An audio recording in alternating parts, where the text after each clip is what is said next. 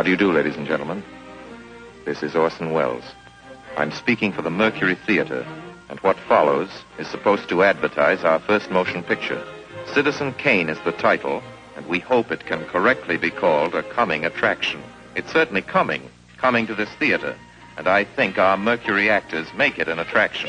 I'd like you to meet them. Speaking of attractions, well, the chorus girls are certainly an attraction, but frankly, ladies and gentlemen, we're just showing you the chorus girls for purposes of ballyhoo.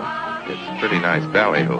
But here's some of our real Mercury people. This is the first time you've seen most of them on the screen. Hey, give Joe a little light. Thanks. Now smile for the folks, Joe. Smile. Joseph Cotton, ladies and gentlemen. That's it. Joseph Cotton. I think you're going to see a lot of him.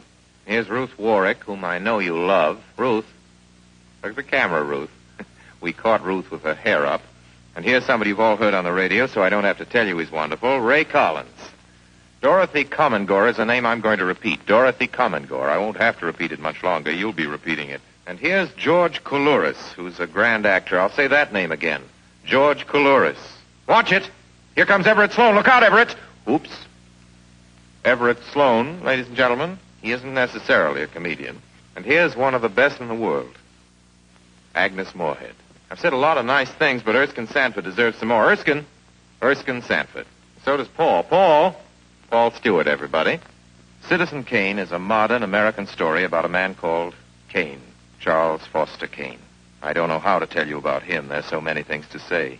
I'll turn you over instead to the characters in the picture. As you'll see, they feel very strongly on the subject.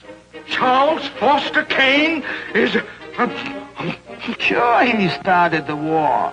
But do you think if it hadn't been for Mr. Kane, the United States would have the Panama Canal? Charles Foster Kane is nothing more or less than a communist. Kane, governor.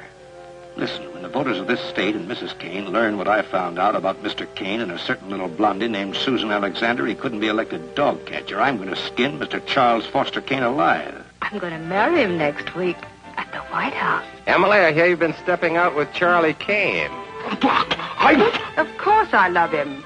I gave him $60 million. Well, of course I love him. He's the richest man in America. But all the girls say about him at first. But you know, I can't help but admire him. He's crazy. He's wonderful. Ladies and gentlemen, I don't know what you'll think about Mr. Kane. I can't imagine. You see, I play the part myself.